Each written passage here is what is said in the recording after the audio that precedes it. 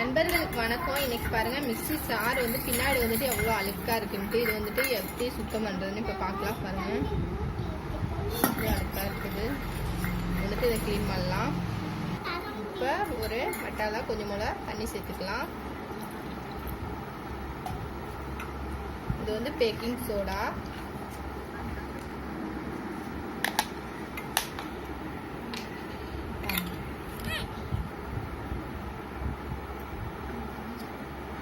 சின்ன ஸ்பூன் கூட 2 ஸ்பூன் சேர்த்துக்கிறேன். ஏன்னா 3 மிக்ஸி வந்து க்ளீன் பண்ண போகிறேன். அதனால இது வந்து வினிகர்.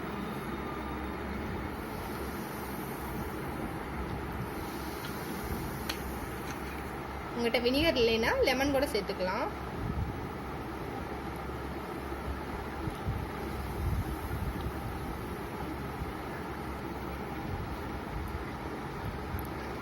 இது வந்து ரொம்ப அழுக்கா இருக்குது. அதனால் கொஞ்சம் நேரம் இதில் ஊற்றி வந்துட்டு அப்படியே ஊற வச்சிடலாம்.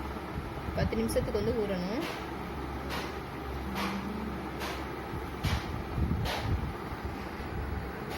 பாருங்க நல்லா வந்து ஊறிச்சு. ஆனால் அப்பப்போ வந்துட்டு தேய்ச்சிட்டே இருக்கணும். பாருங்கள் நல்லா போகுது. பாருங்கள் வந்து அப்பப்போ நீங்கள் க்ளீன் பண்ணிங்கன்னா ஒரு 3 மாதத்துக்கு ஒரு டைம் க்ளீன் பண்ணிங்கன்னா இந்த மாதிரி நல்லா போயிடும்.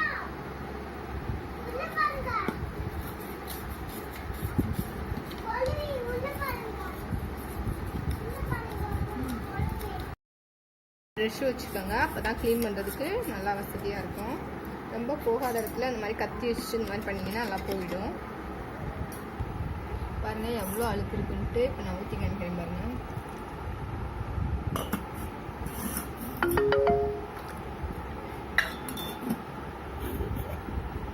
நீங்கள் வந்துட்டு விடாமல் இந்த மாதிரி பண்ணிகிட்டே இருந்தால் உங்களுக்கு வந்துட்டு இதாயிடும். நீங்கள் வந்து சாயந்தரம் ஈவினிங் டைமில் கூட இந்த மாதிரி பண்ணலாம். பாருங்கள் க்ளீன் ஆகிடுச்சு.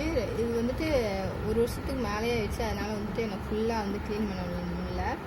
அது வந்து ரொம்ப இதாகிடுச்சு. இருந்தாலும் ஆனால் வந்துட்டு முக்கால்வாசி வந்துட்டு போயிடுச்சு. பாருங்கள் இதுவும் பாருங்கள் ஓரளவுக்கு போயிடுச்சு. இது வந்துட்டு சுத்தமாகவே போயிடுச்சு. அவ்வளோதான்.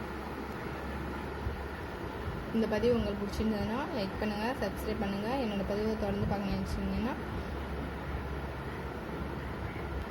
சப்ஸ்கிரைப் பண்ணுங்கள். இந்த பதிவை முழுமையாக பார்த்தவங்களுக்கு ரொம்ப ரொம்ப நன்றி. நம்ம வந்துட்டு வாங்கின மாதிரியே ரொம்ப புதுசாலாம் வராது. இந்த மாதிரி தான் வரும். அவ்வளோ.